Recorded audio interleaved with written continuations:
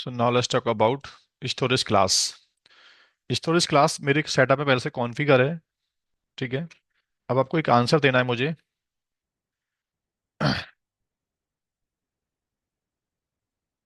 इसमें सबसे पहले आपको बताना है कि वॉल्यूम बाइंडिंग मोड का मतलब क्या है और ये कितने टाइप का होता है। स्टोरेज क्लास के अंदर वॉल्यूम का बाइंडिंग मोड का मतलब क्या है एक्चुअली, पहले ये करो एक्सप्लेन, फिर कितने टाइप का होता है ये बताना। तो कौन इसका आंसर देगा? वॉल्यूम बाइंडिंग मोड के बारे में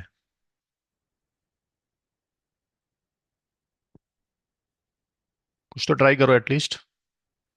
तो दो टाइप का होता है, इमीडिएट और वेट फॉर कंज्यूमर रहता है। हाँ। उसका कैसा है, उसमें जैसा अपन वो आता है डायनामिक प्रोविजन। स्टार्टिंग में नहीं आता है, डायनामिक प्रोविजन का पार्ट है। हाँ, जैसे डायनेमिक अपन प्रोविजनिंग में स्टोरेज क्लास पिक्चर में आता है, राइट? हाँ।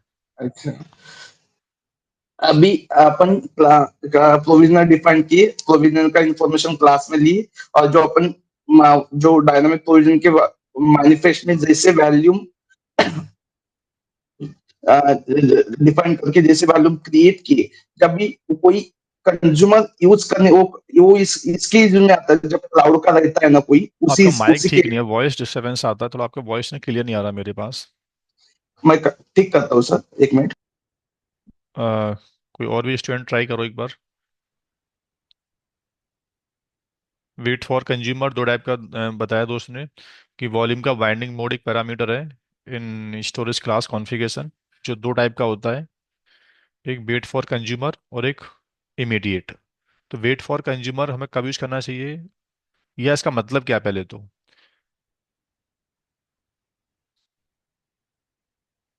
देखो मैं इसका आंसर आपको देता हूँ अभी। इमीडिएट का मतलब ये होता है कि स्टोरेज क्लास के पास जैसे ही पीवीसी रिक्वेस्ट आएगा, वो इस चीज़ का वेट नहीं करता स्टोरेज क्लास कि अभी ये पीबीसी किसी डिप्लॉयमेंट से माउंट ही नहीं हुआ, अभी डिप्लॉयमेंट हमने किया ही नहीं, पावर रन होना स्टार्ट नहीं हुआ अभी तक। तो आपकी रिक्वेस्ट को इमीडिएट स्पेस आपको दे देगा। 50 GB मांगा आपने, 50 GB दे दिया। वो ये वेट वेट नहीं करता कि आपने इसको अभी यूज करना स्टार्ट किया है कि नहीं किया है, आपने डिप्लॉयमेंट से मैप किया है कि नहीं किया है। तो इमीडिएट का ये ड्रॉबैक है। क्लाउड कंप्यूटिंग एनवायरनमेंट में क्या रहता है, इमीडिएट को थोड़ा सा हम प्रीफर नहीं करते। वो कंपनी जहाँ स्टोरेज कॉस्टिंग की बात आती है, सर मेरा जो स्टोरेज सर्वर है ना, वो रेंटेड है। क्लाउड कंप्यूटिंग में तो आप सब समझते होंगे, इंफ्रास्ट्रक्चर मेरा अपना है नहीं। We pay as per the use for provider. तो अमेजन ने आपको स्पेस 50 GB दे दिया। वो आपके डेवलपर ने क्या किया, वो 50 GB स्पेस आज यूज नहीं किया, वो 2 वीक्स के लिए लीव पे चला गया और 2 वीक के बाद आके डिप्लॉयमेंट हुआ था। अब डिप्लॉयमेंट ने उसमें डाटा राइट करना स्टार्ट किया, लेकिन स्टोरेज साइड से तो 50 GB स्पेस आपको चला गया ना।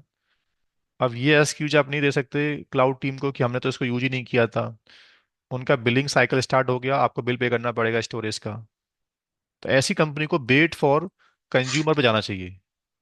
वेट फॉर कंज्यूमर कहता है कि पहली बार जैसी क्लेम रिक्वेस्ट आएगा, मैं उसकी रिक्वेस्ट को रखूंगा क्यू में, मैं उसकी रिक्वेस्ट को लिसन करूंगा, और अभी उसको मैं इमीडिएट स्पेस दूंगा नहीं, क्यू में उसकी रिक्वेस्ट बढ़ते को होल्ड कर लूंगा।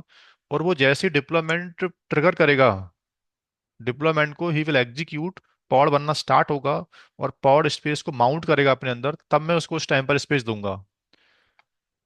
तो wait for consumer basically cloud computing infrastructure में यूज करते हैं जहां मेरा इंफ्रास्ट्रक्चर रेंटेड है, डेवलपमेंट टेस्टिंग होती रहती है, स्पेसेस को लोग बेकार में वेस्ट करते रहते हैं स्टोरेज को, उसकी कॉस्टिंग बहुत ज़्यादा हो जाती है कंपनी के अंदर।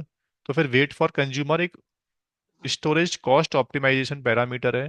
दैट्स इट, इसका मतलब है। ऑन प्रेमिसिस डेटा सेंटर में अपना स्टोरेज है पर्सनल, मुझे नहीं लगता कि फिर वेट फॉर कंज्यूमर का मतलब कोई बेनिफिट है फिर। सर अपना स्टोरेज है, आज हमने यूज नहीं किया, कल यूज कर लेंगे, परसों यूज कर लेंगे इस चीज़ को हम लोग, मुझे कहीं दोबारा बिल तो पे करना नहीं इस चीज़ का। तो फिर कंपनी इमीडिएट को ही यूज कर लेते हैं लोकल में। तो क्लाउड कंप्यूटिंग के टेस्टिंग इंफ्रास्ट्रक्चर जो होते हैं मार्केट में, जहाँ चीज़ें बना के छोड़ दी जाती हैं, यूज बाद में होती हैं, तो ऐसे cloud computing providers storage class की पॉलिसी चेंज कर देते हैं, फिर they go for wait for consumer. समझ में आया दोस्तों क्या बोला मैंने? क्या सर? राइट। अब एक लास्ट क्वेश्चन है, can we extend PB size on run time?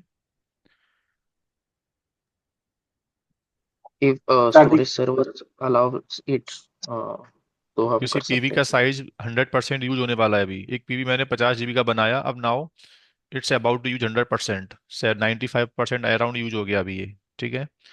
तो अब कंपनी में इसको एक्सपेंड करने से पहले क्या क्या बातों का आपको ध्यान रखना पड़ेगा? पहले तो पीबी एक्सपेंड होता है तो कैसे होता है, कहाँ लिखा हुआ है ये चीज़, कुछ चीज़ें बताओ मुझे आप उसके बारे में। हाँ, आपने क्या बोलो दोस्त, क्या नाम था आपका, बोलो। सर पहले तो ये डायनामिक प्रोविजन में हम रन टाइम पे वॉल्यूम एक्सपांड कर सकते हैं। और पहला दूसरी कंडीशन कि बात, योर हाँ, पीबी शुड बी, आपका पीबी डायनामिक वॉल्यूम मेथड से बना होना चाहिए। एक सजेशन तो आपने दे दिया मुझे, करेक्ट है ये बात आपकी, और इसके अलावा? और आपका जो स्टोरेज सर्वर है उसको भी रन टाइम पे जो वॉल्यूम एक्सपांशन है वो सपोर्ट करना चाहिए, वरना हाँ, यानी कोई। आने वाला जो बैकएंड स्टोरेज है उसके पीछे भी वॉल्यूम एक्सपेंड होता है कि नहीं होता, उसके प्रिंसिपल में, उसकी प्रॉपर्टी में। जैसे कोई स्टोरेज है जिसमें एक्सपेंशन कभी होता ही नहीं है सर, एक बार जितना काटा स्पेस वो यूज करना पड़ता है, बाद में नया वॉल्यूम बिल्डअप करना पड़ता है। तो फिर ऐसे स्टोरेज को भी पीबी एक्सपेंड नहीं कर सकते हम लोग। तो आपका जो बैकएंड स्टोरेज है उस पर भी रिलाई करता है हमारा पीबी, कि उसकी प्रॉपर्टी में एक्सपेंशन है कि नहीं। दो बातें हो गई, ठीक है, और लास्ट क्या है? और फिर वो जो फाइल रहता है पीवी में स्टोरेज क्लास में, राइट, ये हाँ, अलाउ वॉल्यूम एक्सपेंशन स्टोरेज में वहाँ क्लास पे के ट्रू। अंदर एक पैरामीटर होता है अलाउ वॉल्यूम एक्सपेंशंस, ये आपका ट्रू होना चाहिए। ठीक है दोस्त, ये आपका ट्रू होना चाहिए एक्चुअल में। यस। तो अलाउ वॉल्यूम एक्सपेंशन फॉल्स है, इसका मतलब पीबी एक्सपेंड नहीं कर सकते। सो ये करेक्ट आंसर है। तीन चीज़ों का ध्यान रखना पड़ता है, एक तो डायनामिक प्रोविजनिंग कॉन्फ़िगर होनी चाहिए, दूसरा बैकएंड स्टोरेज की प्रॉपर्टी में वॉल्यूम एक्सपेंशंस प्रिंसिपल होना चाहिए, फीचर होना चाहिए उसके अंदर, और स्टोरेज क्लास की प्रॉपर्टी में ये अलाउ वॉल्यूम एक्सपेंस की वैल्यू ट्रू होनी चाहिए। Good, thank you.